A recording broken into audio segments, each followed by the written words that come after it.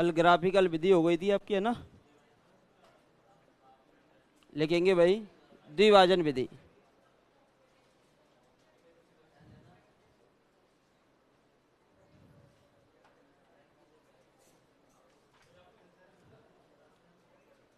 द्विभाजन विधि।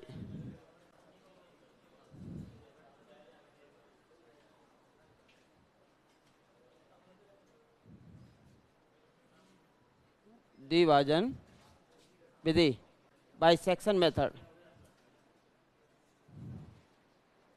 Bisection method, द्विभाजन विधि या bisection method. अब देखो, इससे पहले अगर हम चर्चा करें, इससे पहले अगर आप चर्चा करते हो, यदि विधि पीछे लिखाएंगे, पहले हम चर्चा कर लेते हैं। यदि f(x) जो फलन है क्लोज इंटरवल ए बी में सतत है। ए बी में क्या हो बोलो? सतत। सतत का मतलब होता है कंटिन्यूअस, और कंटिन्यूअस का मीन होता है लगातार, यानी कि जो ग्राफ होगा वो कहीं से टूटा हुआ नहीं होगा, कंटिन्यूअस चल रहा होगा। यानी कि अगर क्लोज इंटरवल ए बी में आपका फंक्शन कंटिन्यूअस है ना, तो there is no break point, तो वहाँ पर कोई ब्रेक पॉइंट नहीं आएगा, सीधा की सीधा वक्र आपका बनेगा। ठीक है भाई। उसके तदुपरांत यदि f(x) close interval a b में कैसा है? सतत है, तथा fa व fb विपरीत चिन्ह के हैं। fa व fb विपरीत चिन्ह के हैं, यानी अपोजिट साइन है इनका।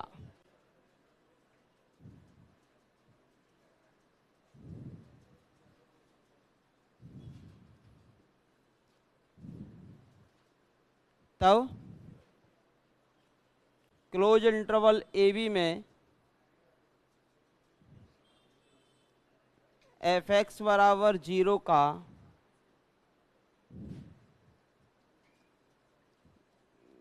एक मूल, कम से कम एक मूल अवश्य विद्यमान होगा। कम से कम एक मूल अवश्य विद्यमान होगा।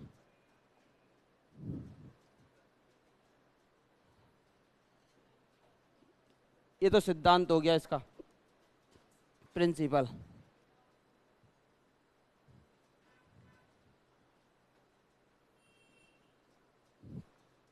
कम से कम एक मूल अवश्य विद्यमान होगा, अवश्य विद्यमान होगा। कम से कम एक मूल अवश्य विद्यमान होगा। भाई जो कुछ होता है शब्दों के साथ होता है हमेशा, स्टेटमेंट में भी। दो बातों का विशेषकर ध्यान रखो। ये जो फलन है ना आपका, वो क्लोज इंटरवल ए बी में कैसा है बोलो? सतत है, कंटिन्यूअस है।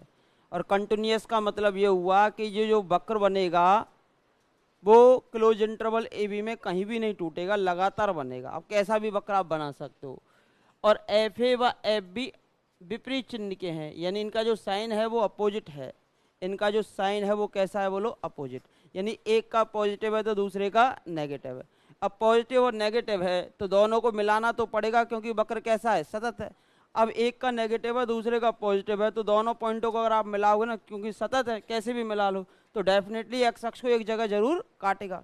और जहाँ पर एक्स अक्ष को काटता है वही उस समीकरण का क्या हो जाएगा? मूल हो जाएगा। वही उस समीकरण का क्या हो जाएगा? मूल। तो कम से कम एक मूल अवश्य क्या होता है बोलो? विद्यमान होता है। ये इसी सिद्धांत पे काम करता है। अब जैसे कि मान के चलिए अजय, इधर की साइड में आपकी एक्स अक्ष है और इधर की साइड में आपकी वाई अक्ष है, और y बराबर कितना होता है बोलो? F of x. अब मैंने कहा कि भाई ये क्लोज इंटरवल ए बी है, ये तो आपका ए पॉइंट है और ये पॉइंट है आपका v।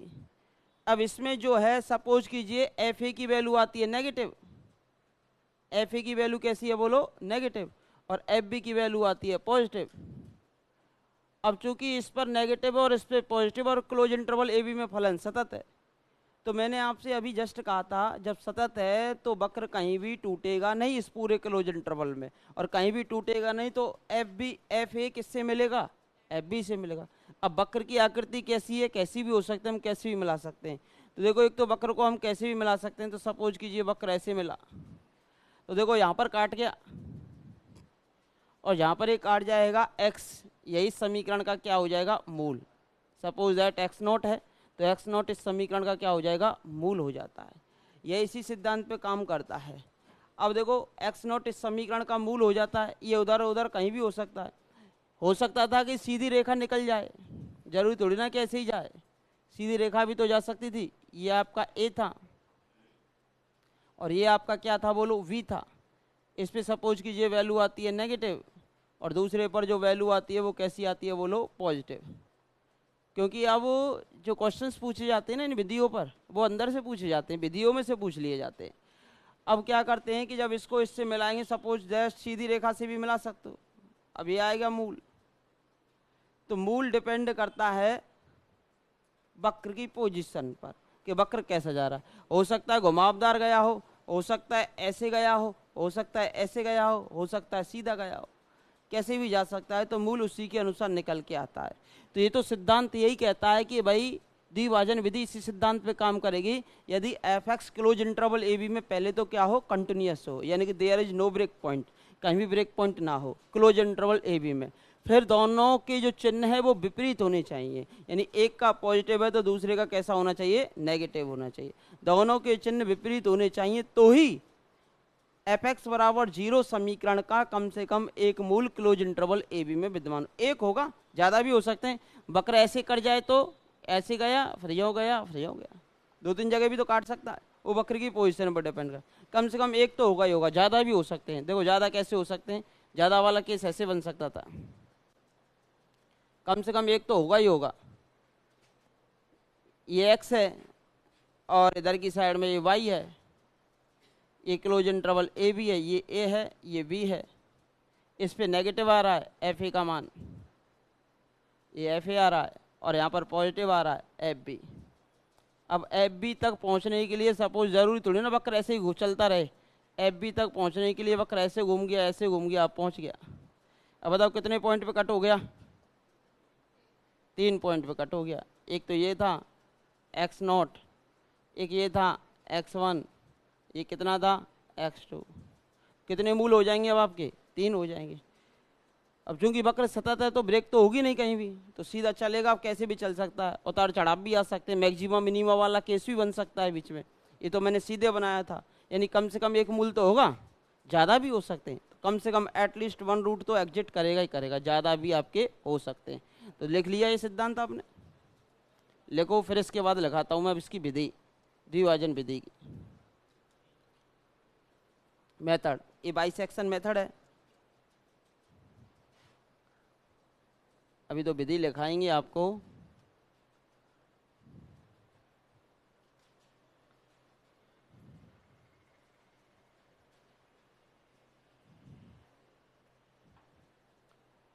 बाइसेक्शन मेथड है, लिख लिया सभी ने। फिर इसके बाद लिखाएंगे हम आपको क्या, विधि।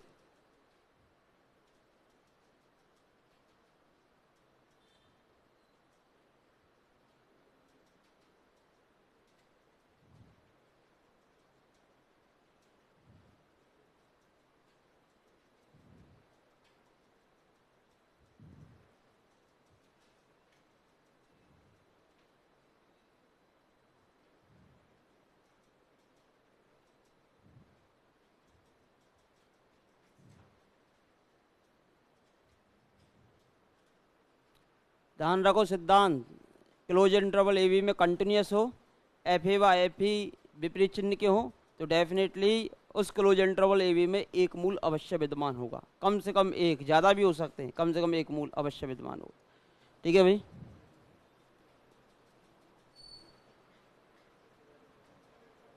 लिख लिया ना। इसके बाद विधि लिखिए, विधि मेथड, कम से कम एक मूल अवश्य विद्यमान होगा। थोड़ा स्पीड से करो काम।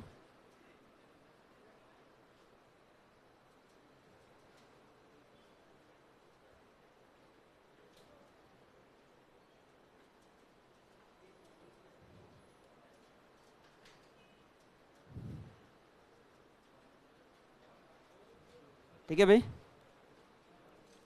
अब देखिए इसके बाद, इसके बाद चर्चा करते हैं। लिख लिया ना सभी ने?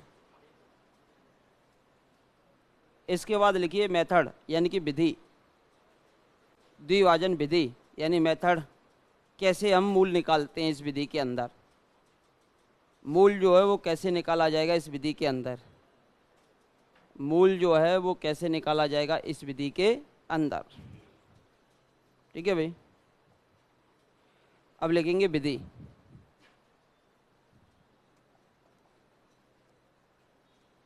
विधि है ना, विधि में एक केस तो चाहिए ही चाहिए भाई, क्लोज इंटरवल ए बी में सतत और एफ ए और एफ बी विपरीत चिन्ह के, यानी एक पर नेगेटिव मान लो और एक पर पॉजिटिव मान लो। माना f x close interval a b में सतत है,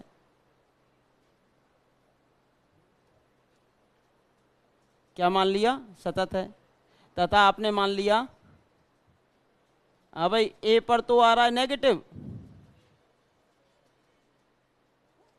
वह बी पर आ रहा है पॉजिटिव, एक पर नेगेटिव आ गया और एक पे आ गया पॉजिटिव, तब मूल, तब मूल किसके बीच में होगा बोलो? तब समीकरण का मूल, समीकरण नहीं लिखा ना आपने, तब समीकरण, समीकरण बोलो क्या आएगा? बराबर में जीरो रखकर ही तो आएगा। एफ एक्स बराबर जीरो का मूल कहाँ होगा बोलो? क्लोज इंटरवल ए बी में विद्यमान होगा।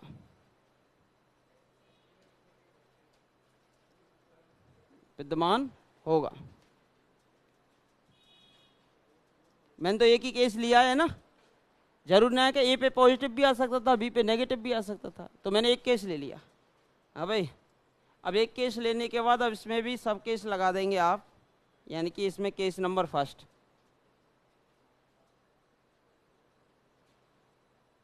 अभी नहीं लगाए, लिख लिया कि सभी ने? अब क्या करेंगे? अब भाई, अब ए बी का मध्य बिंदु लेते हो आप एक्स नॉट, क्या लोगे? एक ए बी का मध्य बिंदु लेंगे आप एक्स नॉट, क्या लोगे? X not. ठीक है। अब माना एक्स नॉट मान सकते हो, एक्स वन मान सकते हो, क्या लिया? ए प्लस बी बाई टू ले लिया। अब बीच वाला पॉइंट ले लिया आपने, क्या ले लिया? एक्स नॉट बराबर ए प्लस बी बाई टू। ठीक है भाई। तब अब बनेंगे यहां से केस, अब यहां से हमारे पास क्या बनेंगे? केस। तो केस नंबर फर्स्ट, फिर हम क्या करते हैं? केस का सीधा मध्य बिंदु लेते हैं। कौन सा बिंदु लेते हो? मध्य बिंदु लेते हो। अब सीधा मध्य बिंदु लेते हो तो मध्य बिंदु पर अब हम क्या करेंगे? फलन की वैल्यू चेक करेंगे, यानी मध्य बिंदु कौन सा है बोलो? F of a plus b by two. इस पर फलन की वैल्यू चेक करेंगे। मध्य बिंदु लेते हैं और इस पर किसकी वैल्यू चेक करोगे? फलन की। अगर इस पर फलन की वैल्यू क्या हो जाए? क्या हो जाए? जीरो, तो ये एक्स नॉट इस समीकरण का क्या हो जाएगा? मूल हो जाएगा। भाई इसको इसमें रखने पर क्या आ गया? जीरो आ गया। तब एक्स नॉट बराबर ए प्लस वी बाई टू समीकरण एफ एक्स बराबर जीरो का मूल होगा। अगर जीरो आ जाता है तो मूल होगा, यानी कि ये तो बिल्कुल बीच वाली कंडीशन हो गई। ठीक है भाई, यानी कि अगर इसका डायग्राम बनाएं तो किस प्रकार बनना चाहिए? इस प्रकार बनना चाहिए।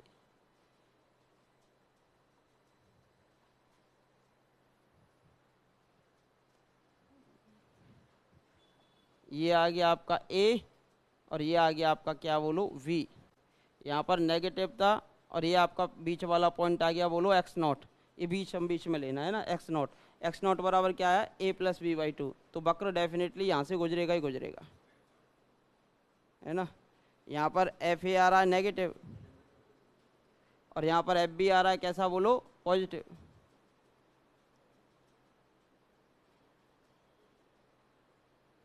अब देखो मीडिएटर पॉइंट कहाँ से गुजरा, सीधा एक्स नॉट से गुजरा। एक्स नॉट कितना था बोलो a plus b by two, a plus b by two, इससे गुजरा। तो यही समीकरण का क्या हो जाएगा बोलो मूल हो जाएगा। सीधा बीच में से गुजर सकता है, जरूरी थोड़ी ना मध्य बिंदु पर फलन का मान क्या आ जाए 0 आ जाए। तो वही उस समीकरण का क्या हो जाएगा बोलो मूल हो जाएगा। वही उस समीकरण का क्या हो जाएगा बोलो मूल हो जाएगा। कोई समस्या? केस नंबर सेकंड लिखेंगे इसके बाद। ये लिख लिया ना सभी ने?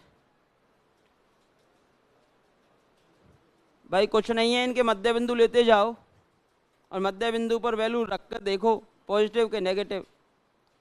पर पॉजिटिव बनती है तो उसी के हिसाब से काम करेंगे, नेगेटिव बनेगी तो उसी के हिसाब से काम करेंगे।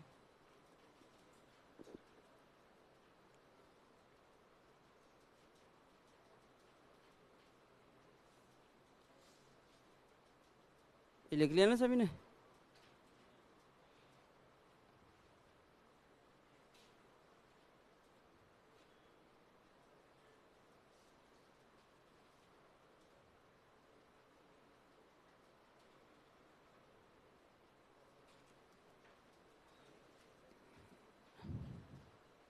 लिख लिया ना?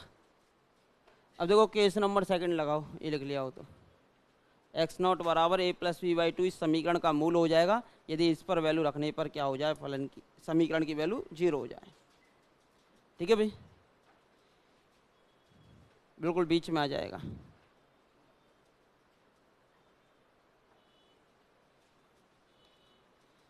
आगे बढ़े, ये तो हो गया केस फर्स्ट।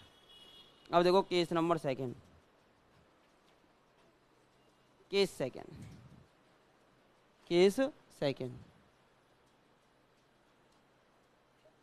कि भैया कि एफ ऑफ एक्स नॉट कितना था बोलो f of a plus b by two. इस पर वैल्यू नेगेटिव नहीं आए, कैसी आ जाए पॉजिटिव आ जाए। इस पे जो वैल्यू है ना वो नेगेटिव नहीं आए तो कैसी आ जाए पॉजिटिव आ जाए, कि ग्रेटर देन 0 हो। अब आप सिद्धांत ये जानते हो कि भैया मूल एक नेगेटिव और एक पॉजिटिव के बीच में होता है। अब इस पर आ गई पॉजिटिव और इससे पहले नेगेटिव किस पे थी ए पर थी। इससे पहले जो नेगेटिव है वो ए पर है, एफ ए नेगेटिव है, और इस पे हो गई पॉजिटिव। इससे पहले पॉजिटिव किस पे थी एफ बी पर, लेकिन ये उससे छोटा आ गया, ये उससे छोटा आ गया तो इस पर तो पॉजिटिव है तथा एफ ए पर कैसी थी बोलो एफ ए पर कैसी थी नेगेटिव। तो देयरफॉर जो मूल है ना मूल हमारे पास किस किस के बीच में होगा, एक तो एक्स नॉट और सॉरी गलत लिख दिया, उल्टा लिख दिया। पहले ये आता है ना, ए था ना वहाँ, ए एक्स नॉट के मध्य होगा।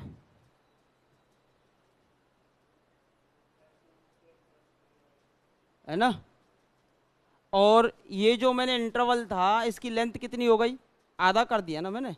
टोटल लेंथ तो आएगी अंतिम बिंदु माइनस प्रारंभिक बिंदु बी माइनस ए। टोटल लेंथ तो ये थी, लेकिन इस लेंथ को मैंने क्या कर दिया मिडिल पॉइंट से तोड़ा है तो आधी कर दिया, तो बी माइनस ए अपॉन 2। तो ये जो विभाजन है ना विभाजन उपअंतराल सब इंटरवल, विभाजन उपअंतराल की लंबाई जो आएगी ना वो कितनी आएगी बोलो v माइनस ए अपॉन 2 आएगी। एक बार तोड़ दिया, अगर मैं इसको दोबारा और तोड़ दूं तो 1 और 2 का भाग चला जाएगा, 4 इससे कर दिए v माइनस ए अपॉन 2 का स्क्वायर। बट 3 बार तोड़ दूं तो v माइनस ए अपॉन 2 की पावर 3। भाई पहले इतना बड़ा इंटरवल था, फिर इसको आधा कर दिया इतना हो गया, फिर आधा कर दिया फिर ये हो गया, 4 इससे हो गए, फिर इसको आधा कर दो फिर ये हो जाएगा। तो हर बार 2 का भाग चला जाएगा, और हर बार तो एनवा सब इंटरवल निकालेंगे तो एनवे सब इंटरवल की जो लेंथ आएगी वो आएगी बी माइनस ए अपॉन 2 की पावर एन। ये ACF 2021 में आया हुआ क्वेश्चन था। b माइनस ए अपॉन 2 की पावर n। तो बार बार तोड़ते चले जाओ। अब इसका डायग्राम बनाओ भाई। ए पर तो नेगेटिव आना चाहिए और इस पर पॉजिटिव आना चाहिए, तो ऐसा ग्राफ बनाओ, और जीरो तो आया ही नहीं।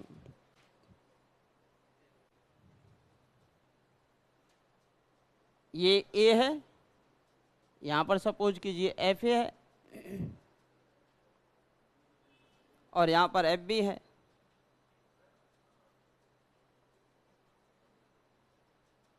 यहां पर सपोज कीजिए एफ बी है। अब ऐसा ग्राफ बनाओ कि यहां पर ये जो वैल्यू है वो कैसी आ जाए, बोलो पॉजिटिव आ जाए। अब देखो, हाँ ऐसे बना सकते, कोई दिक्कत नहीं, मतलब मिडिल पॉइंट से मत गुजार देना।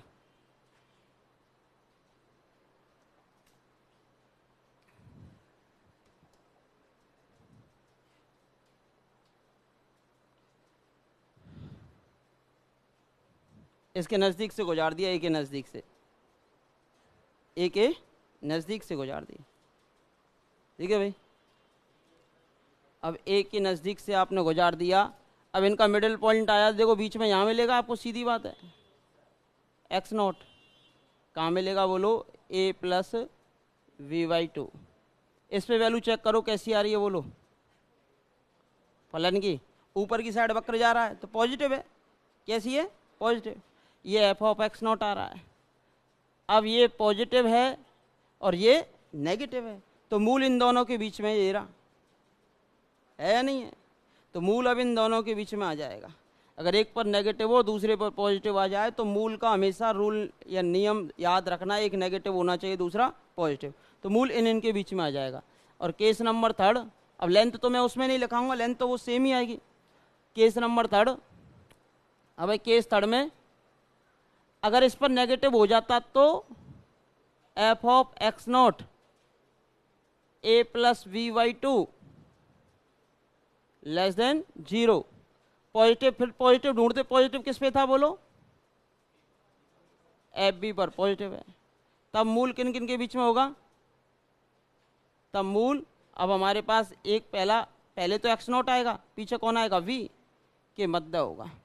और लेंथ वही हो जाएगी इसकी सब इंटरवल की, क्या होगी बोलो, b माइनस ए अपॉन 2 की पावर 1। अब इसका डायग्राम बनाओ, इसका केस नंबर सेकंड का, एक पर नेगेटिव और दूसरे पर पॉजिटिव बनाओ। ये एफ है, यानी कि ये तो ए पॉइंट हो गया, ये बी पॉइंट हो गया। अब नेगेटिव बनना चाहिए, तो किसके ज़्यादा नज़दीक पहुंचाऊं मैं से, बी के नज़दीक पहुंचा दो। ये आपके पास एफ बी था,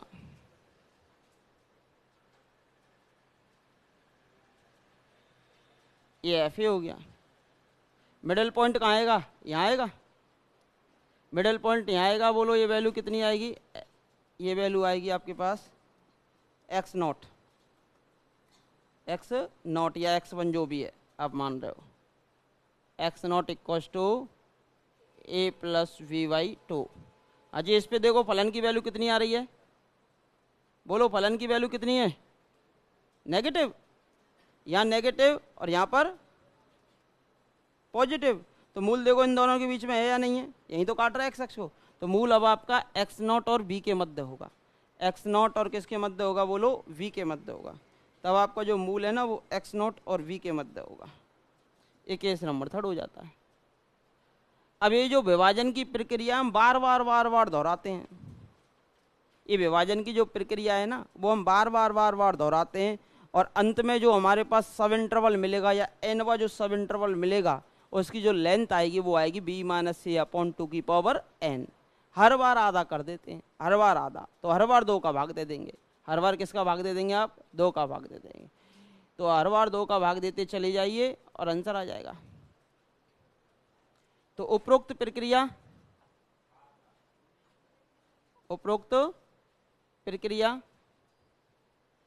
बार बार दोहराने पर, एक बार नहीं अपितु बार बार, कब तक दोहरानी है, मन करे तब तक कि जीरो नहीं आए तब तक, या तो जीरो आ जाए या जीरो नहीं आता तो जीरो के बहुत ज़्यादा नज़दीक पहुंच जाए, या तो जीरो आ जाए काम चल जाएगा। नहीं, फिर जीरो के बहुत ज़्यादा नज़दीक पहुंच जाए वहाँ रुक जाना कि हाँ अब जीरो आने ही वाला है।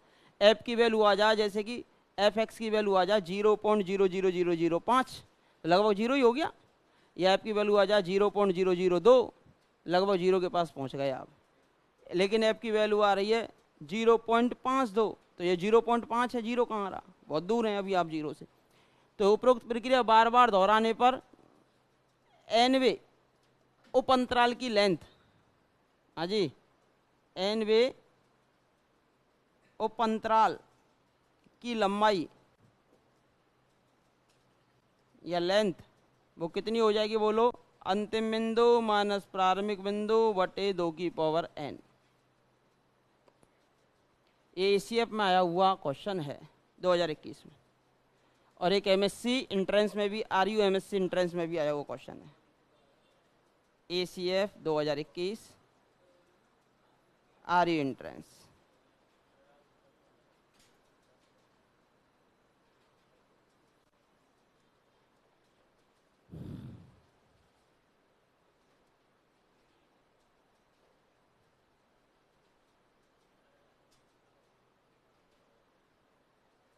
उपरोक्त प्रक्रिया बार बार दोहराइए और हर बार 2 का भाग देते चले जाइए। उपरोक्त प्रक्रिया बार बार दोहराइए और हर बार किसका भाग देते चले जाइए, 2 का भाग देते चले जाइए। तो अंत में आपको जो लास्ट वाला सब इंटरवल मिलेगा उसकी लेंथ हो जाएगी, या एनवा सब इंटरवल मिलेगा उसकी लेंथ हो जाएगी b माइनस ए अपॉन 2 की पावर n। अभी सिद्धांत क्या है, एक पॉजिटिव ढूंढो दूसरा नेगेटिव, उन दोनों के बीच में मूल छोटा करते चले जाओ, आधा करते चले जाओ।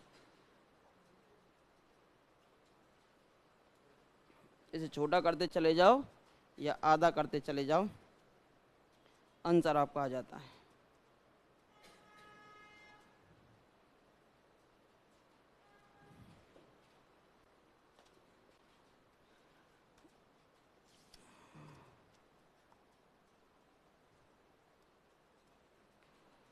लिख लो इसको।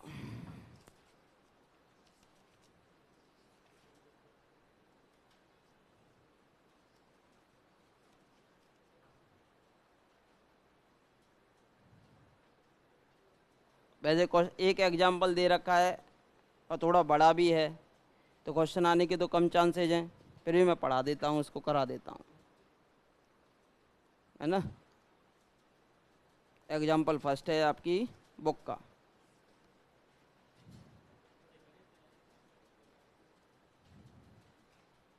एक दो स्टेप कराऊंगा बस लास्ट, और उसके बाद डायरेक्ट आंसर, ठीक है।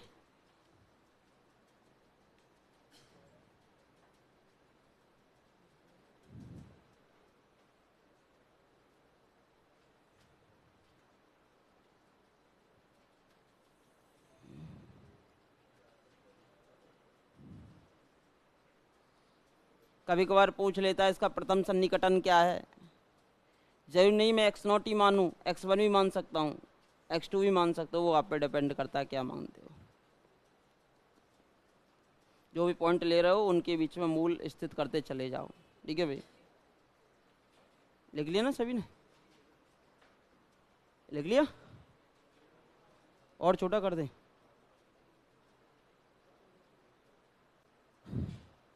इस प्रक्रिया को बार बार दोहराओ, कुछ नहीं है, एक पॉजिटिव देखो और एक नेगेटिव, और बार बार उसका आधा करते चले जाओ। एक पॉजिटिव और एक नेगेटिव, और बार बार उसका आधा करते चले जाओ। अंत में आपको मिलेगी क्या, एनवे उपअंतराल की लेंथ b माइनस ए अपॉन 2 की पावर n, और मूल के बहुत ज़्यादा नज़दीक पहुंच जाते हो, यानी कि लगभग जीरो दे देगा, ठीक है भाई। बढ़े आगे, अजी आगे बढ़े ना। अब देखिए इसके बाद एक एग्जाम्पल लिख लीजिए। वैसे तो कराते नहीं इसको, आने के भी कम चांसेस रहते हैं, बट एग्जामिनर है, पहला या दूसरा मूल पूछ ले, दूसरा सन्निकटन वाला। द्विभाजन विधि का प्रयोग करते हुए, कौन सी विधि का, द्विभाजन विधि का प्रयोग करते हुए, आंसर तो मैं इसके साथ में लिखा देता हूँ ना। प्रयोग करते हुए क्लोज इंटरवल 0 1 में प्रयोग करते हुए क्लोज इंटरवल 0 1 में क्लोज इंटरवल 0 1 में समीकरण x की power 4 plus 2x cube minus x minus 1 बराबर 0 का वास्तविक मूल 0.8672 का वास्तविक मूल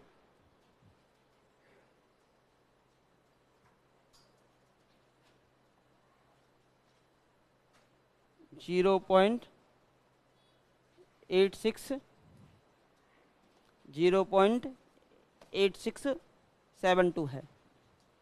अब सुनो, मैं एक सिखाता हूँ आपको, उसे थोड़ा सा आइडिया लगा सकते हो। भाई सबसे पहले तो ये बीजगणितीय फलन है या नहीं है? और बीजगणितीय फलन हमेशा सतत होते हैं, क्योंकि अवकलनीय भी इसका अवकलन आसानी से हो सकता है, प्रत्येक बिंदु पर हो जाएगा। तो क्लोज इंटरवल 0 1 पे भी अवकलन हो जाएगा, और जब क्लोज इंटरवल 0 1 में अवकलन हो जाएगा तो डेफिनेटली वो सतत होना चाहिए। अवकलन होने के लिए फलन को सतत होना जरूरी होता है। और बीजगणितीय फलन अगर अपॉन में कोई भी संख्या नहीं दे रखी है तो डेफिनेटली ये क्या होगा? सतत होगा। ठीक है भाई, ये सतत तो है। अब सतत है तो यहाँ से अगर हम बात करें, यहाँ पर अगर हम सॉल्यूशन की बात करें ना, तो हमें क्या थोड़ी सी चतुराई दिखानी पड़ती है भाई एग्जाम हॉल के अंदर, क्योंकि हम विधि से करने लगेंगे तो हमें टाइम लगेगा, इसमें तो कोई दौरा है ही नहीं। सबसे पहले हमारे पास 2 पॉइंट, एक तो 0 है और एक 1 है, दो ही तो हैं। तो सबसे पहले तो 0 रखो इसमें, इसको fx मान लेते हैं। fx बराबर x4 plus 2x cube minus का x और ये माइनस का 1 है। तो यहाँ सबसे पहले हम क्या रखेंगे? 0। 0 पर वैल्यू कितनी आ गई बोलो? -1, यानी a पर नेगेटिव आ गई। तथा v दूसरा पॉइंट क्या है? 1 है, 1 रखो। अगर एक नेगेटिव होगा एक पॉजिटिव होगा तो ही मूल निकलेगा। 1 रखो, ये कितना हो जाएगा? ये भी 1 आएगा। यहाँ से एक चीज पता चल रही है आपको कि एक तो 1 दे रहा है, एक -1 दे रहा है, यानी x अक्ष से ऊपर भी बराबर दूरी है और x अक्ष से नीचे भी बराबर दूरी है, यानी y ऊपर भी 1 जा रहा है और नीचे भी -1 जा रहा है। अब हम अंदाज भी लगाते तो 0.5 आंसर लगा देते, अब बीच में आना चाहिए, लेकिन बीच में नहीं आया, 0.5 से भी परे आया, 0.86, यानी कि किसके ज़्यादा नज़दीक गया है? 1 के ज़्यादा नज़दीक गया है।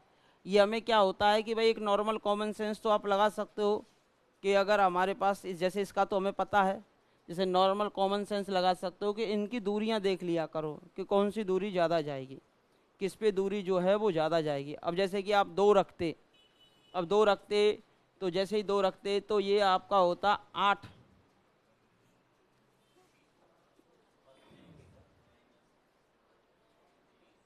कितना होता? 29 होता क्या? 29 होगा प्लस का, और यहां से रखना 2 -2,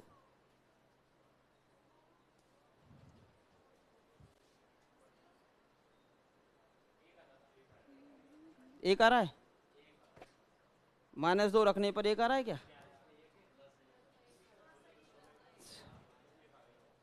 एक आ रहा है प्लस का, f-2 पर प्लस का 1 आ रहा है, इस पे आ गया 29। यानी कि अगर मैं यहाँ से यहाँ तक बात करूँ, ये 0 था और ये 1 था, ये तो था, ये 2 था, ये माइनस का 2 था, 0 पर भी 1 आया और यहाँ पर भी कितना आया है? अजय 0 पर कितना था? -1 था, और इस पर था 1। इस प्रकार ग्राफ जा रहा है, यहाँ से अचानक सडनली उछाल लेगा, और उछाल लेना है, इसको उछाल लेना बहुत स्पीड से बहुत तेजी से उछाल लेना है। दोनों एक और -1 पर तो दोनों बराबर दूरी थी, और यहाँ से आपका जा रहा है तो स्पीडली से उछाल लेगा यहाँ पर, तो किसके ज़्यादा नज़दीक पहुँचेगा? वो 1 के ही तो ज़्यादा नज़दीक पहुँचेगा। उछाल लेना है, सडनली उसको उछाल लेना है बहुत ज़्यादा, तो उछाल लेना है तो किसके ज़्यादा नज़दीक जाएगा, वो 1 के ज़्यादा नज़दीक जाएगा, क्योंकि 2 पर उसकी वैल्यू कितनी होगी, सीधे जाकर 29 होगी, और -2 पर उसकी वैल्यू 1 थी, यानी 1 से और इस पे आप 0 पे आए थे तो 0 पे -1 थी, यानी गिरावट हुई। फिर गिरावट होने के बाद सीधे यहाँ 29 पे जाना, 2 पर, तो 2 से 29 पर जाते हो तो यहाँ से तो जाओगे नहीं, ऐसे जो घूमकर 29 पे जाओगे तो सीधा फिर इसके 1 के ज़्यादा नज़दीक मिलेगा। किसके ज़्यादा नज़दीक मिलेगा, 1 के, क्योंकि मैंने एक पॉइंट और बढ़ा के देख लिया, ये 1 के ज़्यादा नज़दीक मिलता है। ये तो नॉर्मल कॉमन सेंस होता है, जब एग्जाम हॉल के अंदर बैठोगे तो कॉमन सेंस का भी उपयोग हमें करना पड़ता है। फिर भी कॉमन सेंस का उपयोग नहीं करते हो तो ये क्वेश्चन आने के ना के बराबर चांसेज होते हैं, बट आपके जो भी बुक के अंदर एग्जाम्पल हैं 5-6, और जो केवल और केवल एक्स में हो, ये किस में दे रखा है, एक्स में, उनके आंसर तो आपको याद होने ही चाहिए। और जब भी कॉलेज लेक्चरर का पेपर उठा के देखो, या फर्स्ट ग्रेड का उठा के देखो, या सेकंड ग्रेड का उठा के देखो, या ACF का उठा के देखो, इन 4-5 एग्जाम्पल ही घूम फिर कर बार बार आए हुए। अब इनके लिए क्या होता है कि भाई प्रोसेसिंग में तो काफ़ी टाइम लगता है एग्जाम हॉल के अंदर। अब छोटी मोटी चीज़ें पूछ रहा है तब तो हम आंसर दे देंगे, लेकिन पूरी कैलकुलेशन करवा के आंसर निकलवा रहा है, या हम कॉमन सेंस लगा के आंसर के नज़दीक पहुंच सकते हैं, इतना कर सकते हैं, इससे ज़्यादा आप नहीं कर सकते। जैसे कि मान के चलो इसको आपने 0.867 है ना, देखो यहाँ देखो 0.867 है। अब ये देखो जैसे ही ये हो गया 672, यानी कि 500 से ज़्यादा, यानी 5 से ज़्यादा हो गया, और जैसे ही 5 से ज़्यादा हो जाए तो अगला डिजिट मान सकते हो, यानी कि इसको मान सकते हो 0.86 है ना, तो 0.9 मान सकते हो, मान सकते हो कि नहीं मान सकते।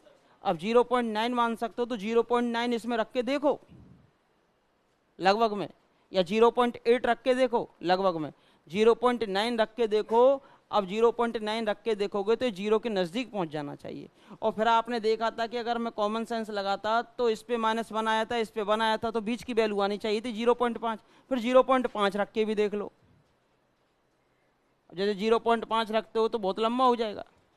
अब जैसे कि रखो 0.5 कितना आता है, अब इतने आपके पास टाइम होता नहीं कि इतनी कैलकुलेशन कर लो आप जटिल से जटिल। अब 0.5 ही रखा देखना पड़ेगा भाई इसमें, तो समझ रहे हो ना। अब 0.5 रख के देखते हो तो कितना आता है, और फिर 0.9 रख के देखो कितना आता है। दोनों में से नज़दीक कौन पहुंचाएगा 0 के, -23/20 आ रहा है, यानी कि तो -1 पॉइंट कुछ आ रहा है ना, माइनस में 1 पॉइंट कुछ आ रहा है।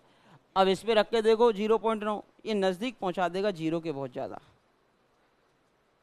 0.9 है ना, इसमें रख के देखो। कैलकुलेटर होगा, मोबाइल होगा, जहाँ वहाँ पेपर देते हो ना BSc का, वहाँ कैलकुलेटर ही होता है हाथ में साइंटिफिक, यहाँ कैलकुलेटर नहीं होता। तो इस कारण पहला सन्निकटन या दूसरा सन्निकटन पूछ सकता है एग्जामिनर। मैं तो आपको थोड़ा सा आंसर के नज़दीक ले जाने का प्रयास कर रहा हूँ। 0.9 पे वैल्यू निकाल के बताओ कितनी आती है।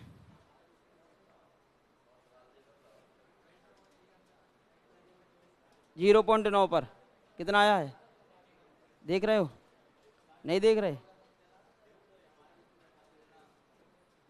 देख लेना, क्वेश्चंस कराऊंगा जब, देख लेना फिर, और क्या करें। अब देखो भाई, एक पर नेगेटिव है और दूसरे पर पॉजिटिव है। अब जैसे ऑब्जेक्टिव आएंगे तब मैं सिखा दूंगा आपको। हाँ भाई, एक पर नेगेटिव है और दूसरे पर पॉजिटिव है, तो मूल अवश्य ही किस किस के बीच में होगा, मूल 0 व 1 के मध्य है। 0 पॉइंट देखो 9 पर है ना, माइनस में आए। अब देखो जैसे 5.8 आया है और वहाँ माइनस के 1 पॉइंट, यानी कि वो बहुत ज़्यादा नीचे जा रहा है, वो और ज़्यादा नज़दीक आ गया, तो 0 के नज़दीक जो पहुँचता चला जाता है वो हम आंसर लगाते चले। अब एग्जैक्ट तो नहीं निकाल सकते, एग्जैक्ट के लिए तो आपको जन कितनी कैलकुलेशन करनी पड़ेगी। हाँ जी, अब बोलो, अब क्या कहेंगे, प्रथम सन्निकटन निकालो, प्रथम सन्निकटन, फर्स्ट अप्रोक्सीमेशन। 1-2 सन्निकटन निकाल के बता देता हूँ, है ना। फर्स्ट अप्रोक्सीमेशन निकालो भाई, x1 कैसे निकलता है बोलो, a + b/2। हाँ जी, दोनों को जोड़ो, 0 + 1/2 यानी कि 1/2 यानी कि 0.5, ठीक है भाई। अब फर्स्ट अप्रोक्सीमेशन से ज़्यादा वो पूछेगा नहीं एग्जामिनर। अब एफ 0.5 निकालो। अब एफ 0.5 कितना आया था बताया ना, अभी आपने बताया था ना, -1 पॉइंट कितना आया था 0.5 पे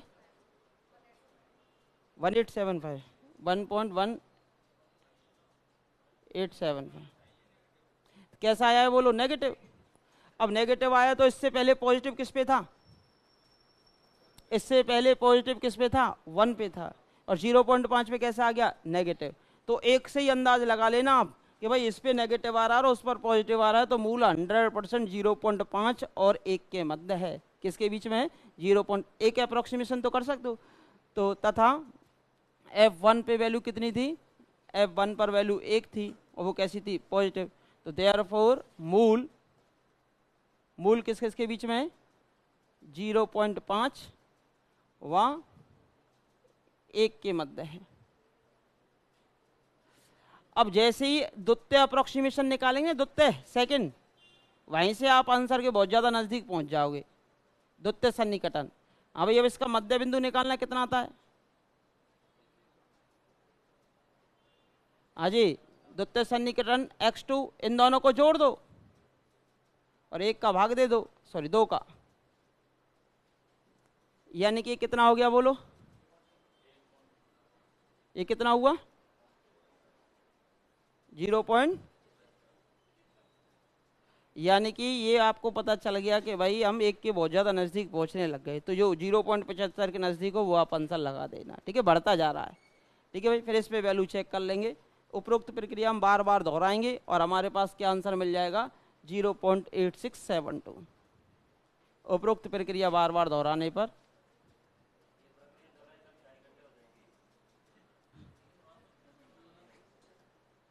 अरे भाई, हम कब कह रहे हैं कि आपको दोहरानी है? हाँ, तो ये आंसर याद कर लेना, इसी वजह से तो मैं लिखा देता हूँ। और या तो याद कर लेना, याद नहीं करते हो तो फिर थोड़ा सा कॉमन सेंस का उपयोग करके आंसर निकलेगा, अदरवाइज नहीं निकलेगा। ले जाइयो। 0.8672, 8672।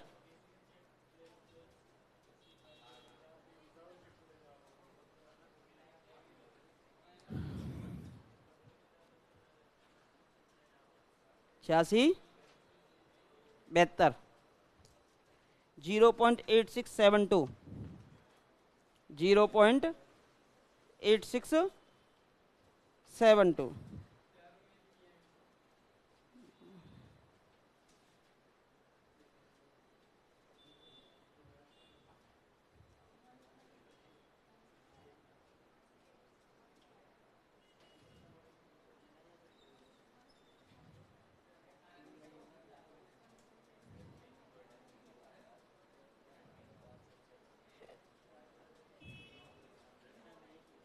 आवाज नहीं करेंगे।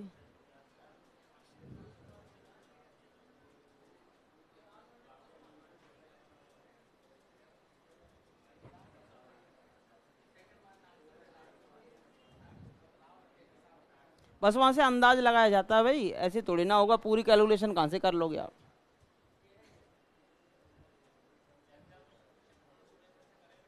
हम्म, किसी से नहीं करना, सटीकता की तरफ पहुंचना है बस।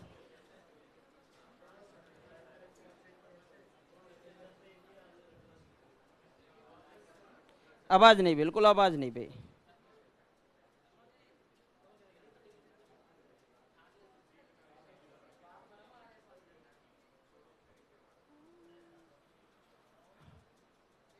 हाँ भाई, क्वेश्चन नंबर 186, 136 सॉरी, 136, 134,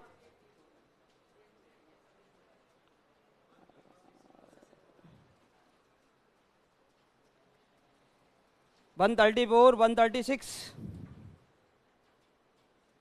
134, 136। एक तो आपका 134 है और दूसरा है आपका 136।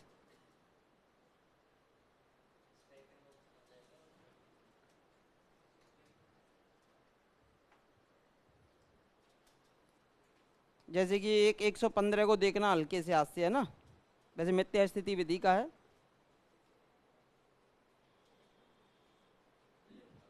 मूल का है ना, मैं तो ऑप्शन से करना सिखाऊंगा आपको, मूल वाले क्वेश्चंस किसी भी विधि से आ जाए।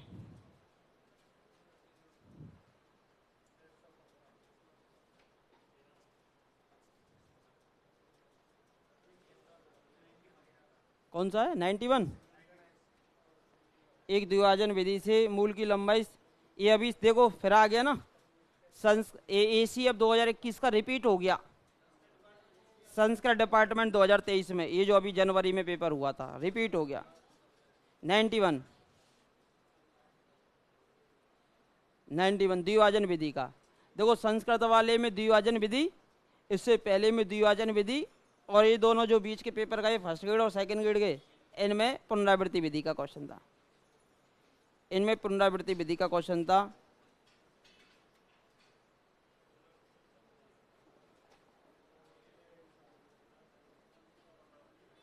एक जैसे कि आप देख सकते हो इसमें, और पीछे की तरफ चलते हो ना, क्वेश्चंस तो कराएंगे सभी की सभी। एक जैसे कि 79 है, 79 है, समद्विभाजन विधि का प्रयोग करते हुए, कौन सी विधि का? समद्विभाजन विधि का।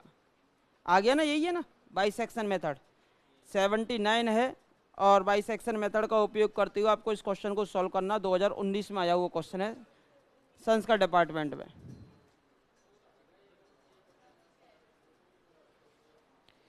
अब क्वेश्चन कोई भी हो, अगर मूल का क्वेश्चन आता है तो माइंड में दो चीजें याद रखो भाई, कि भाई जब भी मूल का क्वेश्चन आएगा तो वह मूल ढूंढेंगे जो जीरो के नज़दीक सबसे ज़्यादा पहुंचाएगा।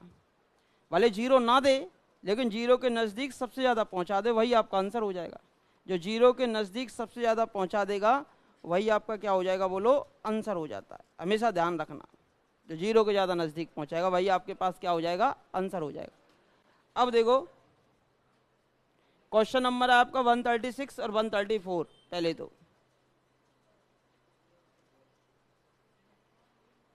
जी देखो, सिद्धांत पे क्वेश्चन आ गया, बाइसेक्शन मेथड का सिद्धांत। बोलो क्या आ गया, ये सिद्धांत।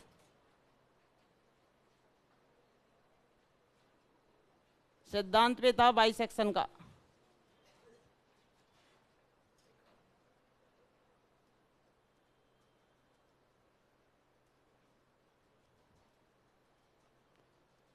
ACF 2021, ये समीकरण दे रखा है, ठीक है, का वास्तविक मूल अल्फा है। अब उसने पूछा है कि अल्फा इनमें से कौन से क्लोज इंटरवल या ओपन इंटरवल में कंटेंट करेगा। तो हमने आपको पहले ही बता दिया, एक पर पॉजिटिव और दूसरे पर नेगेटिव होना चाहिए। अब जैसे कि ऑप्शन नंबर फर्स्ट उठाइए, ऑप्शन फर्स्ट जी, f-2 पे वैल्यू निकालो। एक तो -2 पे निकालनी और एक -1 पर। -2 रखो तो ये हो जाएगा -8, और ये +14, और ये +2। कितना हुआ बोलो, 8 ही हो गया। कैसा आ गया, पॉजिटिव। इधर से अब f-1 निकालो, -1 तो ये आएगा -1, +7 और +2, 9 - 1 8, ये भी कैसा, पॉजिटिव। दोनों मूल पॉजिटिव हो गए। जब दोनों पॉजिटिव हो गए तो मूल जो है आपका इनके मध्य विद्यमान नहीं हो सकता, एक पॉजिटिव होना चाहिए दूसरा नेगेटिव, क्योंकि ये जो फलन है वो कैसा है, सतत है। कैसा है, सतत। अब ऑप्शन फर्स्ट लेने के बाद फिर लेंगे अब आप ऑप्शन नंबर 2। ऑप्शन 2 हाँ जी, F1 पर वैल्यू निकालो। F1 पर निकालेंगे तो 1 - 7 + 2, तो -4 आ गया, यानी कि नेगेटिव। अब F2 पर निकालो, दूसरा पॉइंट जो था वो 2 था, ये 8 - 14 +2, 8 और 2 10, -4, दोनों ही नेगेटिव आ गए, तो मूल इनके मध्य भी विद्यमान नहीं होगा। एक पॉजिटिव चाहिए दूसरा नेगेटिव। अब F2 और F3 पे निकालना है। ऑप्शन थर्ड, F2 और F3। पहले रखा 2 पे तो -4 आया था, अब 3 रख दो, F3। 3 पे आएगा कितना, 27 माइनस 21, और ए प्लस का कितना 4 था क्या, 2 था, 2 2 2 2, तो कितना आया 27 और 2 29, 29 माइनस 21 8, कैसा आ गया पॉजिटिव। एक पर नेगेटिव है और दूसरे पर पॉजिटिव है, तो देयरफॉर मूल जो है, मूल 2 और 3 के मध्य। किसकी, और फिर कैसे करेगा, एक पे आ जाए वहीं रुक जाना, डेफिनेटली फिर सेटिस्फाई नहीं करेगा। ऑप्शन 4 ले लो भले,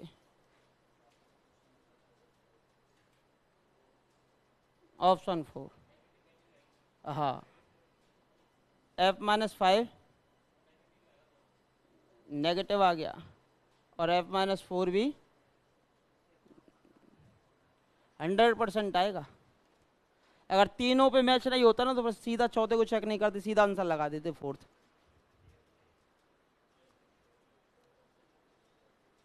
एक पर नेगेटिव और एक पर पॉजिटिव देखनी है आपको,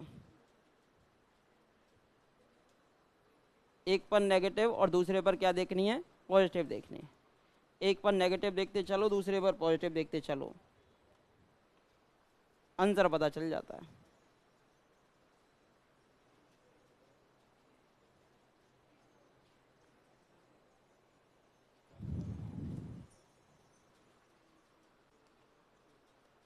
ठीक है, क्वेश्चन गलत थोड़ी ना करोगे, ऐसा आता है तो कभी।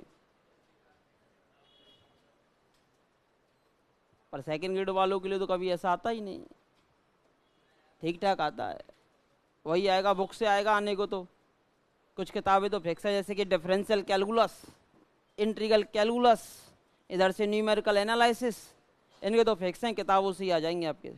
रियल एब्स्ट्रैक्ट अलजेब्रा इनके बना के आ सकते हैं, तो उनके लिए थ्योरी का ज्ञान अच्छा होना चाहिए, इनके बन के आ जाते हैं। और कॉम्प्लेक्स का एक आध क्वेश्चन कभी कभार बन के आता नहीं, कॉम्प्लेक्स का भी वही रूल है, बुक से ही आपके क्वेश्चंस देखने को मिलेंगे सीधे सीधे, कोई दिक्कत वाली बात नहीं है।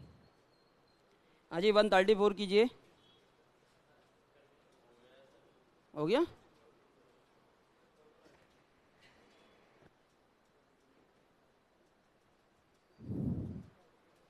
हो गया ना, अगला हो गया, नॉर्मल सा क्वेश्चन था। अब एग्जामिनर पूछ ले कि भाई द्विभाजन विधि में 5 बार पुनरावृत्ति करने पर, कितनी बार, 5 बार पुनरावृत्ति करने पर एफ ए और एफ बी का जो गुणनफल है वो नेगेटिव है, तो अंतराल में मूल विद्यमान हो उसकी लंबाई कितनी होगी। तो आप लिखाएंगे b माइनस ए अपॉन 2 की पावर 5, और 2 की पावर 5 कितना होता है बोलो 32, तो b माइनस ए अपॉन 32 आपका आंसर आएगा, b माइनस ए अपॉन 32 आपका आंसर आएगा।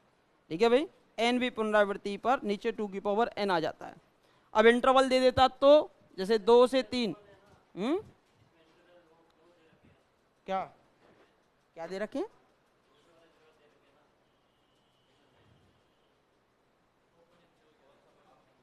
हाँ वो क्लोज कर लेना, वो जल्दबाजी में टाइप है, और ना तो ओपन आ जाए तो भी दिखाई दे रहा है, इसमें कौन सी दिक्कत आ रही है, कंटिन्यूस है ना, आंसर तो वही लगेगा। बस क्लोज में 2 पॉइंटर कंटेंट करते हैं, इन पे तो मूल 0 आ ही नहीं रहा ना भाई, इन पे मूल थोड़ी ना 0 आ रहा, 2 और 3 पे किसी पे 0 मिला है क्या, बोलो। हाँ भाई क्या नाम है आपका, 2 पे 0 आया है क्या, 3 पे 0 आया है क्या, नहीं है ना 2 पे 0 ना 3 पे, यानी क्लोज इंटरवल 2-3 पे तो नहीं है, इसके बीच में है, तो ओपन इंटरवल 2-3 पे है। हाँ अगर हो जाता तो फिर 2 ही आपका मूल हो जाता, फिर क्लोज लेते वो। भाई देखा कर, इन पे में से किसी पे वैल्यू 0 थोड़ी ना आई है, तो ये मूल होंगे, तो ओपन लगा देंगे आंसर आप। ठीक है, हाँ भाई, द्विभाजन विधि में क्वेश्चन ऐसे भी आ सकता है, जरूर नहीं कि एन ही लिख के आए। द्विभाजन विधि में n बार पुनरावृत्ति करने पर एफ ए और एफ बी विपरीत चिन्ह के हैं, यानी इनका गुणनफल नेगेटिव आ रहा है, तो जिस अंतराल में मूल विद्यमान है उसकी लंबाई कितनी होगी बोलो, अंतिम बिंदु माइनस प्रारंभिक बिंदु बटे 2 की पावर n। ठीक है भाई, अब उदाहरण के तौर पर कोई भी दे देता, ऐसे दे देता एग्जामिनर 5 बार पुनरावृत्ति करने पर, 5 बार पुनरावृत्ति करने पर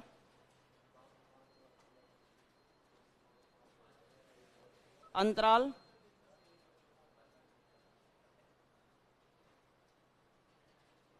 2 4 लिख लेता हूं, 2 4 में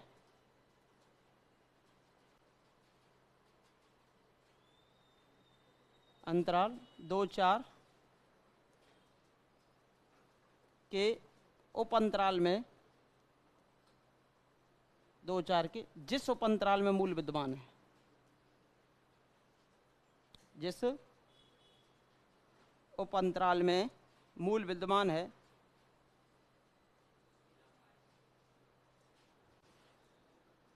मूल विद्यमान है उसकी लेंथ बताओ।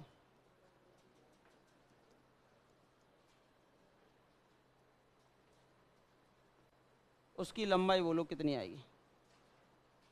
5 पुनरावृत्ति की हैं, 5 इटरेशन लिए हैं। बोलो क्या आता है फॉर्मूला, आप जानते ही हो, v माइनस ए अपॉन 2 की पावर n। यानी अंतिम बिंदु क्या है बोलो 4, प्रारंभिक बिंदु कितना है 2, 4 माइनस 2, और ये 5 बार पुनरावृत्ति की है 2 की पावर 5, तो कितना आ गया बोलो 2/2 की पावर 5, यानी कि 1/16। ये हो जाएगी उसकी लेंथ 1/16। क्वेश्चन कैसे भी बन के आ सकता है, तो मैंने एक यहीं क्वेश्चन बना के दे दिया आपको इस क्वेश्चन के साथ में, ठीक है। अंतिम बिंदु माइनस प्रारंभिक बिंदु, और जितने पुनरावृत्ति करवा दे उतनी 2 की पावर लगा दो और आंसर आ जाएगा।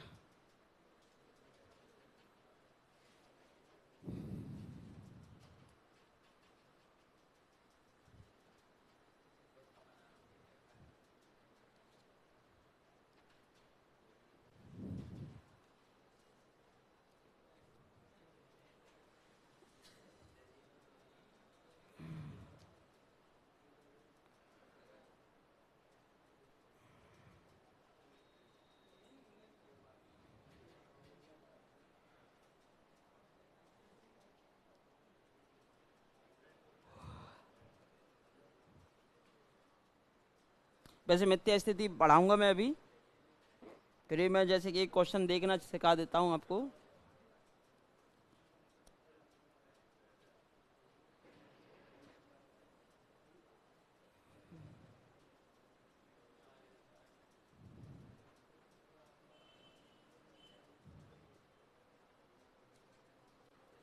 लिख लिया ना, बोलो यहां तक कोई समस्या। अब लिखो क्वेश्चन नंबर 115 देख लो थोड़ा सा।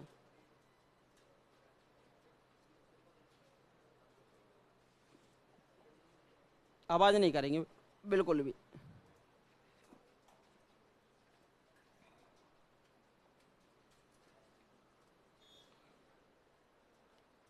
क्वेश्चन देखो, मैं मूल का आकलन करना सिखा रहा हूं, चाहे विधि कोई सी विधि हो, हम तो मूल का आकलन करना सिखा रहे हैं। फिर भी आंसर तो याद करने ही हैं, फिर भी एक बार सीख लो। अगर क्वेश्चन बदल के आ जाता है तो मूल का आकलन करके आप आंसर की नज़दीकियों तक पहुंच सकते हो। इस कारण मैं ये वाला क्वेश्चन ले रहा हूं। अभी जैसे पुनरावृत्ति का ले लिया था, ये आपका मिथ्या स्थिति विधि का है। वैसे मिथ्या स्थिति पढ़ाने के बाद कराता, बट पहले करा देते हैं, कोई दिक्कत नहीं है, क्योंकि अब आप सिद्धांत को जानते हो, एक पर नेगेटिव और दूसरे पर पॉजिटिव होना चाहिए। उस सिद्धांत के आधार पर हम आंसर लगाते हैं हमेशा। कौन सा था, 215 था क्या? 115।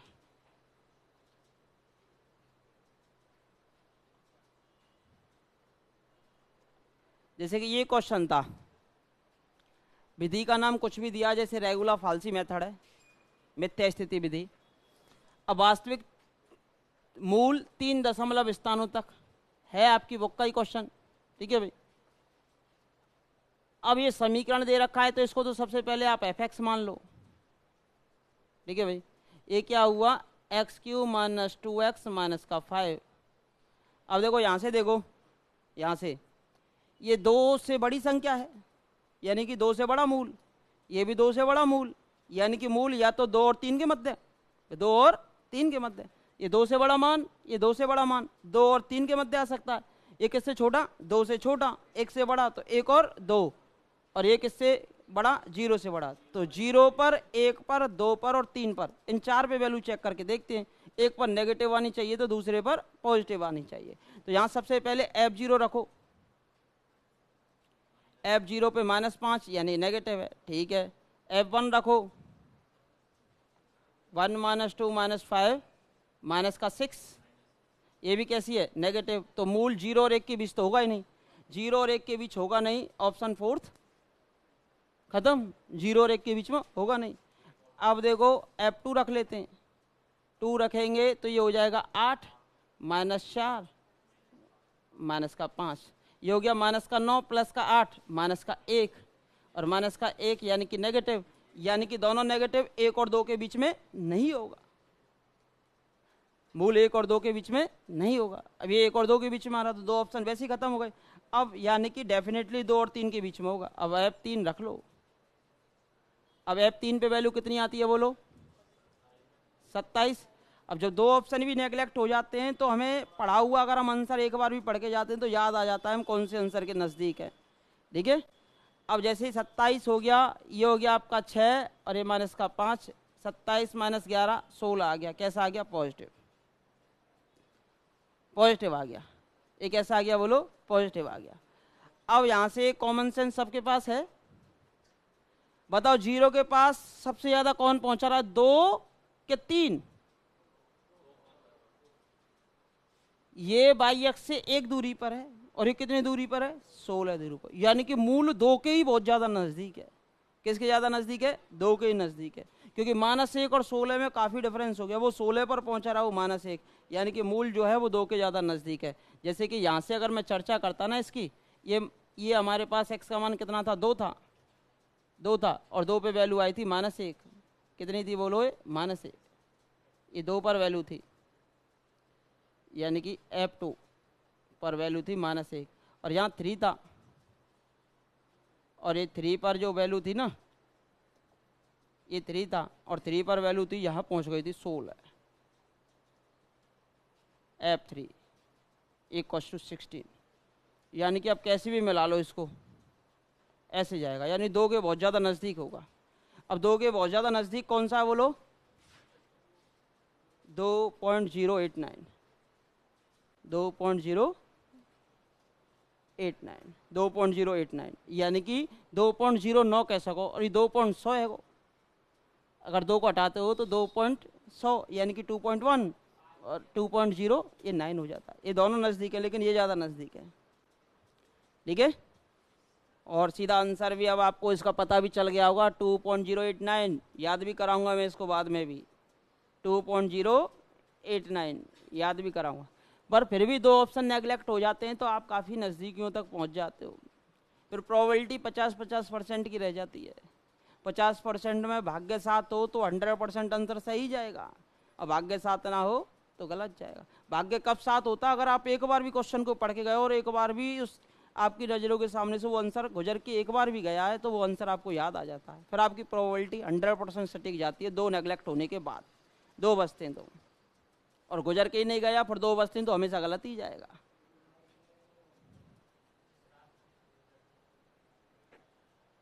फिर भी मैं मिथ्या स्थिति विधि से इसको कराऊंगा, आंसर सीधा याद कराऊंगा। अभी भी याद कर लो, यहाँ देखो 3 घात का, पहले तो 3 घात का या -2x या -5 समीकरण भी याद करे करो, उसके साथ में समीकरण बदल के आ जाए, फिर 2.0 ये ऑप्शन मिल जाए, वही लगा दो। 2.089, यहाँ 25 है, माइनस के 2 या 25 याद कर लो, 25 2 माइनस के।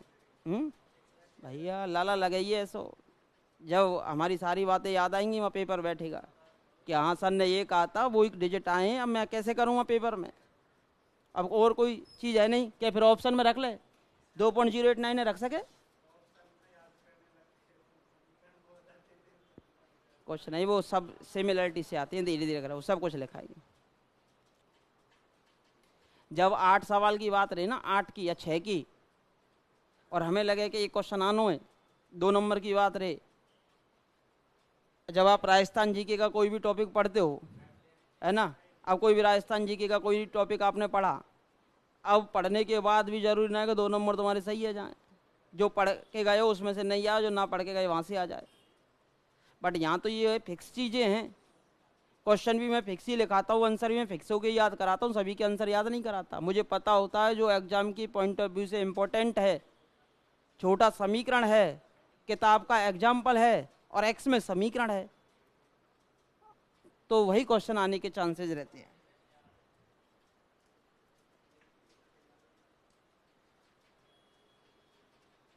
हमेशा अगर आप अपनी किताब के आंसर याद भी करते हो ना कभी भी, तो आरयू में आए हुए क्वेश्चंस देख जाना एक बार, और छोटे छोटे जिनके सॉल्यूशंस है उनके आंसर देख जाना, कभी बाहर नहीं जाता। ये आरयू में आते हैं ना, बीएससी वगैरह में, वही क्वेश्चंस आते हैं आपके ज़्यादातर। थोड़ा सा पैटर्न चेंज कर देते हैं हर बार।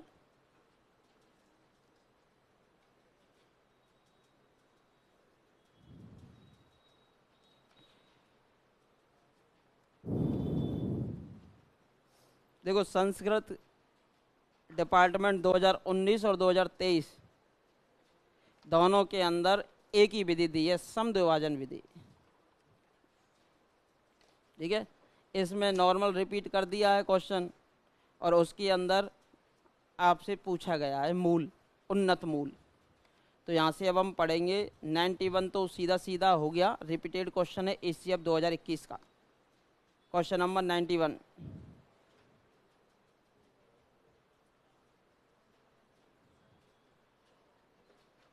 विधि कोई सी आए, आकलन इसी से करना है ज़्यादातर केस में, और आंसर एक बार देख के जाना है, तो आकलन से आपको पता चल जाएगा वो आंसर कौन सा होगा आपका।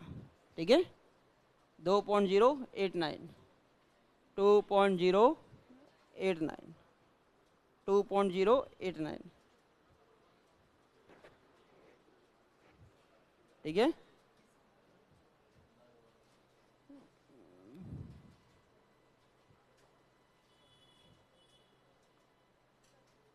हाँ जी, क्वेश्चन नंबर 91 हो गया। b माइनस ए अपॉन 2 की पावर n। अभी जनवरी में जो पेपर हुआ था ना, जनवरी में ही तो हुआ था ये, जनवरी 2023, जिस साल आप पढ़ रहे हो उसी साल ये पेपर आया हुआ है।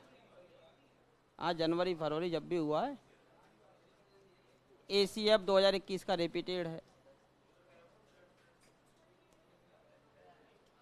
एसीएफ 2021 का रिपीटेड है। ठीक है भाई, बढ़े आगे। इसके बाद आ जाइए 79 पर।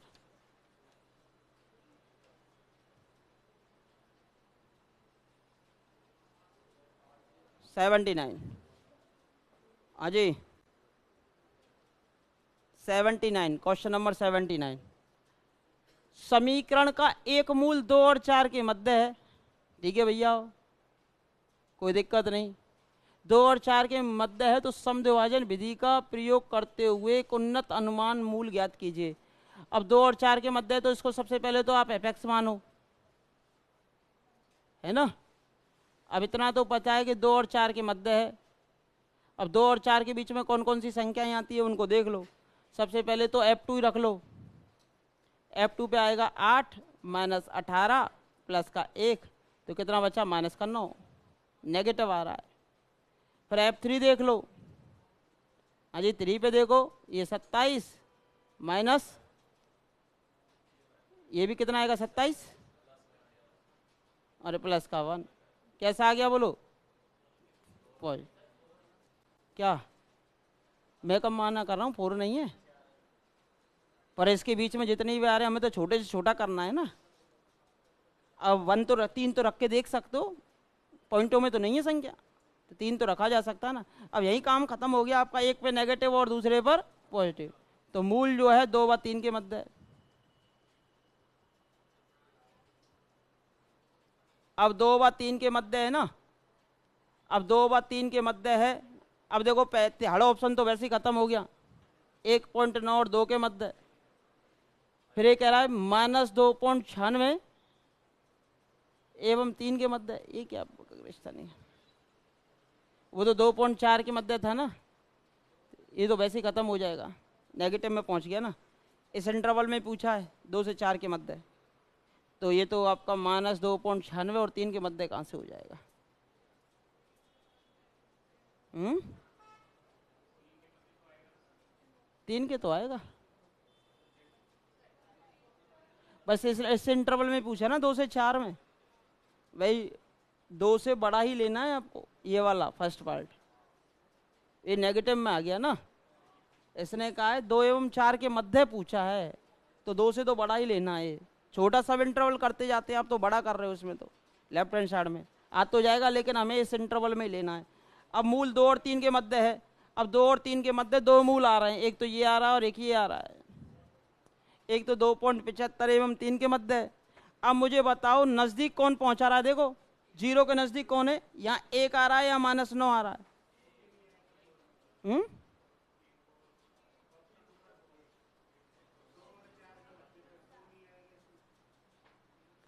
2 तो आ जाता है, वो तो कोई दिक्कत नहीं।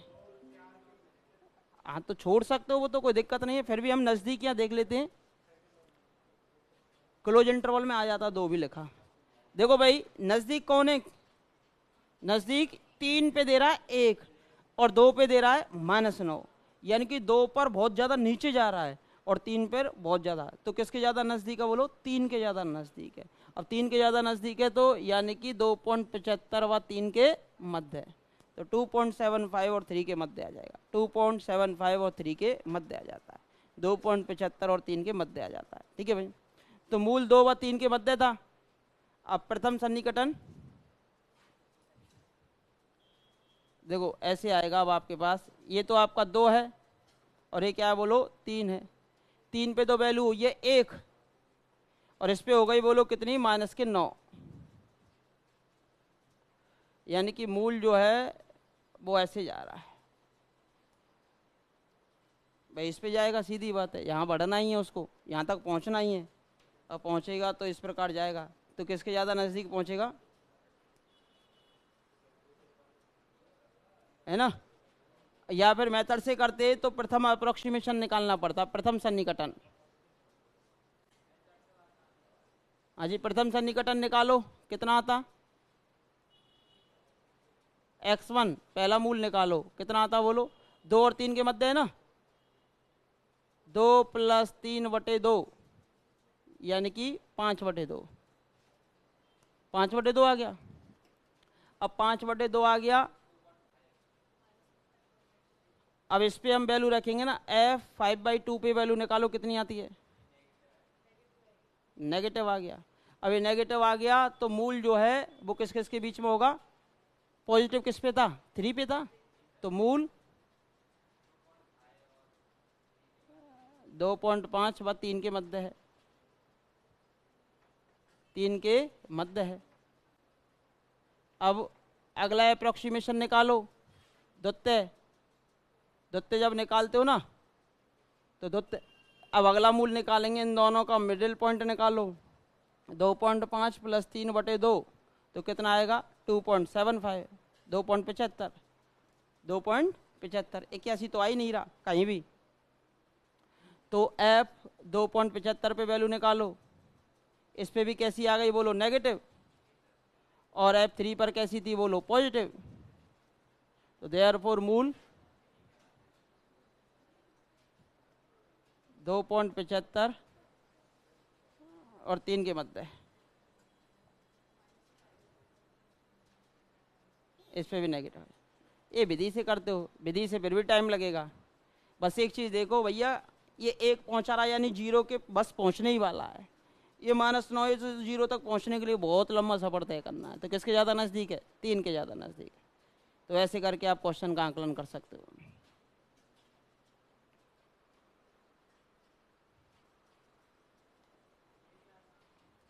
हाँ जैसी भी आपकी मर्जी हो भाई। आसान तो तभी पता चलता है जब आपका रिजल्ट में नाम आ जाता है, और नाम आ जाएगा चलो अच्छी बात है। हम पढ़ा भी इसीलिए रहे हैं कि आप सभी का नाम आए, और आप पढ़ भी इसीलिए रहे हो कि हमारा पहली बार में ही नाम आ जाए। नाम ही नहीं आ जाए, सिलेक्शन भी हो जाए। 2 गुणन में तो कोई मतलब ही ना रहे, एक ही बार में लाओ, एक गुणन में। बाउंड्री पर मत खड़े रहो, बाउंड्री दुखदाई रही, न दूसरे की तैयारी हो पाती है, न तीसरे पेपर की तैयारी हो पाती है। एक ही बार में क्वालिफाई करो शानदार तरीके से। हाँ जी।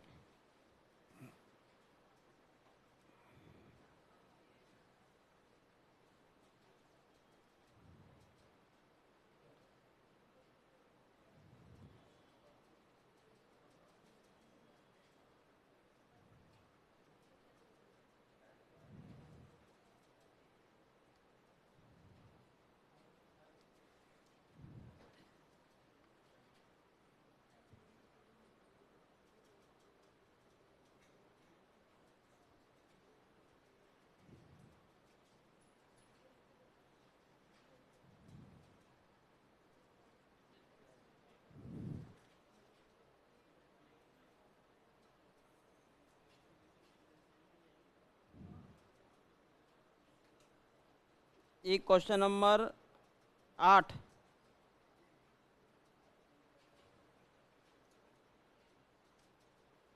और एक क्वेश्चन नंबर 10।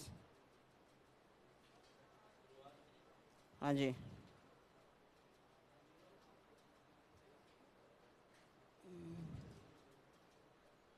एक क्वेश्चन नंबर 2। जितना पढ़ा दिया उतने तो कर लो।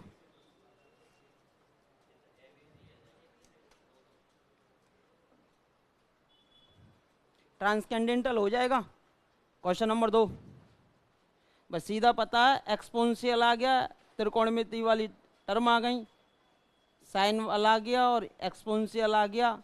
अब लीनियर तो है नहीं, बीजीय है नहीं, रैखिक कह रहा है, रैखिक के लिए x की पावर 1 होनी चाहिए, प्रत्येक पद में नहीं है। फिर कह रहा है बीजीय, बीजीय आपका है नहीं। जब लीनियर है नहीं, बीजीय समीकरण आपका है नहीं।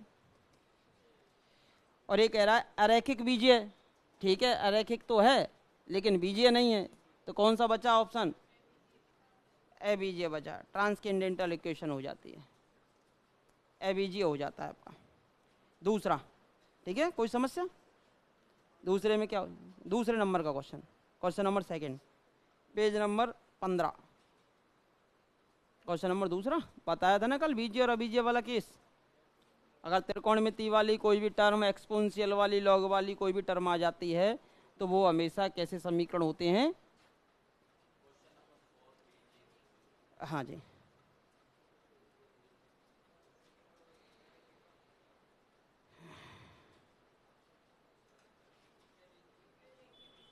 हाँ जी, देखो भाई, ये वाला जो क्वेश्चन है उसमें e की पावर x आ चुका था, साइन आ चुका था, तो इस कारण ये जो है वो कैसी है बोलो? अबीजीय है।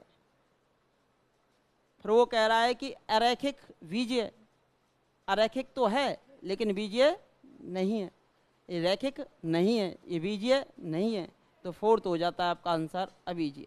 ठीक है भाई। अब इसके बाद क्वेश्चन नंबर 4 था, ये था। हाँ बोलो, x की घात कितनी जा रही है?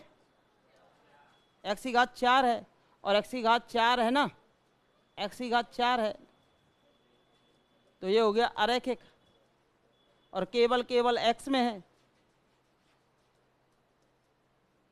केवल x में समीकरण है,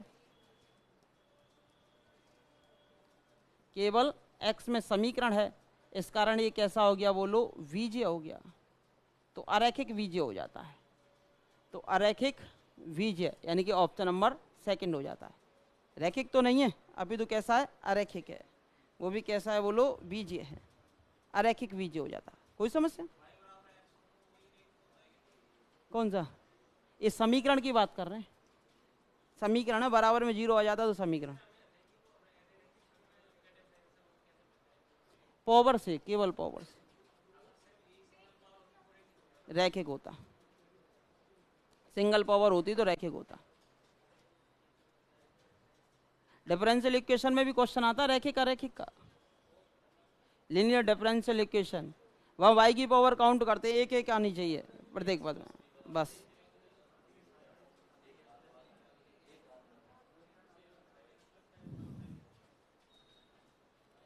हाँ जी, ये हो गया ना 4, लिख लिया ना सभी ने? बढ़ते हैं अगले क्वेश्चन की तरफ। हाँ जी, ये तो मैंने कराया था शायद। दिए गए आंकड़ों के समुच्चय, एक आंकड़ों का समुच्चय दे रखा है और किसी अज्ञात राशि का मान आंकड़ों के मध्य किसी बिंदु पर ज्ञात करना। आंकड़ों के मध्य के किसी बिंदु पर, बीच वाले पे ज्ञात करते हो उसे क्या कहते हो? अंतर्वेशन, इंटरपोलेशन। और बाहर ज्ञात करते तो उसे बहिर्वेशन। और बहिर्वेशन आपके सिलेबस में है ही नहीं, तो किसका क्वेश्चन आएगा? अंतर्वेशन का ही आएगा। ये जितनी भी विधियां पढ़ी है वो अंतर्वेशन की थी इससे पहले, ठीक है। ये तो बीच में आ गया क्वेश्चन, इस कारण मैंने करा दिया। हाँ, 7वां भी करा ही देता हूँ, लग गया।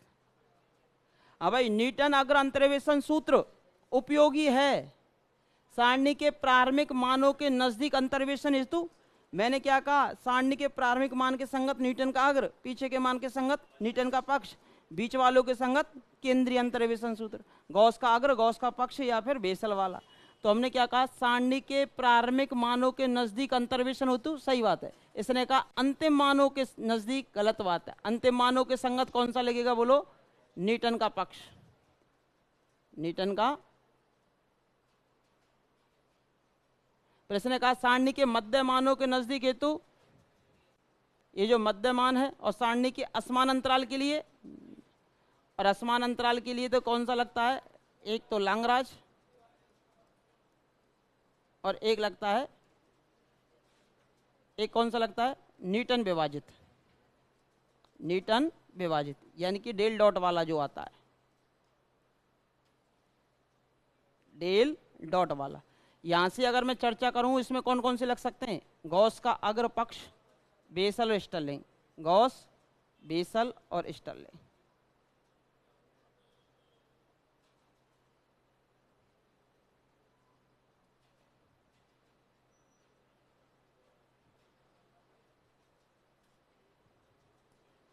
समझ में आई ना? आगे से नजदीक के लिए पूछे गॉस का, न्यूटन का अग्र, पीछे से न्यूटन का पक्ष, सेंटर में से पूछे तो केंद्र अंतर्वेशन सूत्र, और आसमान के लिए पूछे तो लंगराज और न्यूटन का विभाजित अंतर्वेशन सूत्र। 8वां,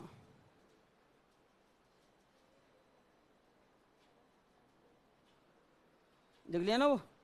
8वां दे रखा है, यदि समीकरण, हाँ जी समीकरण तो ये हो गया एक्स स्क्वायर माइनस, ये फलन लिख लो पहले तो, के दो प्रारंभिक मूल, एक तो x1 दे दिया और एक x2 दे दिया, तो द्विभाजन विधि से इसका अगला मूल क्या होगा बोलो? यानी x3 बराबर क्या होगा? अगला मूल, नेक्स्ट अप्रोक्सीमेशन। तो इन दोनों का मध्य बिंदु तो लेते हो, x1 plus x2 divided by 2, तो कितना हो जाएगा बोलो? 2 + 7/2। और इससे अगला भी पूछता तो फिर हमें पॉजिटिव और नेगेटिव चेक करना पड़ता। 9/2 यानी कि कितना आ गया? 4/5, छोरा 4.5, छोरा कितने का आयो? 4.5। हाँ भाई 10वां, ठीक है, कोई समस्या? अगला मूल तो पूछो। अगलो कैसे निकले? बीच वाली वैल्यू आवे। बीच वाली कैसी निकले? दोनों ने जोड़ो और 2 का भाग। अगला तो हो ही जाएगा 10वां, तो हो गया ना? कौन सा? 10वें में?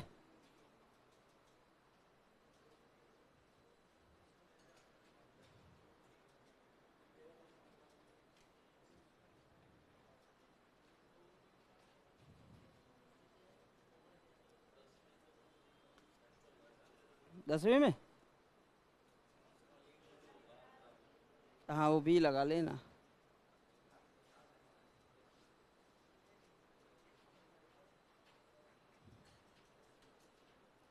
विपरीत चिन्ह के हैं तो ओपन इंटरवल ए बी में हो जाएगा, वो तो खैर होंगे। ओपन में तो क्लोज में भी होगा, सीधी बात है,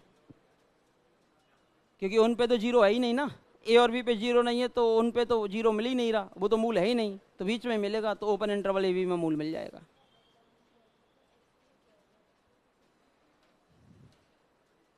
लिख लिया? 8। कल ये सभी विधियां हो जाएंगी आपकी, पुनरावृत्ति भी हो जाएगी और मिथ्या स्थिति विधि भी हो जाएगी आपकी, और कल न्यूटन वाली भी, कल तीनों हो जाएंगे।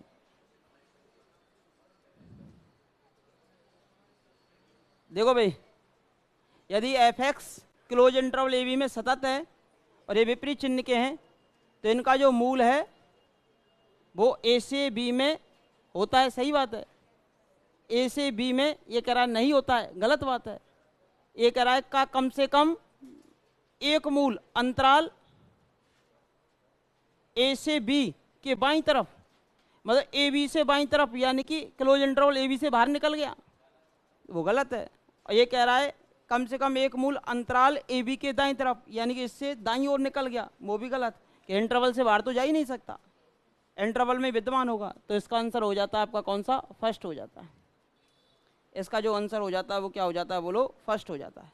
ठीक है भाई, शेष कराएंगे अब हम आपको कल।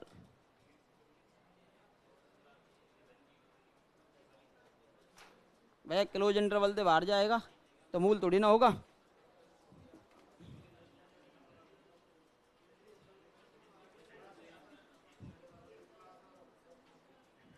इसमें कम से कम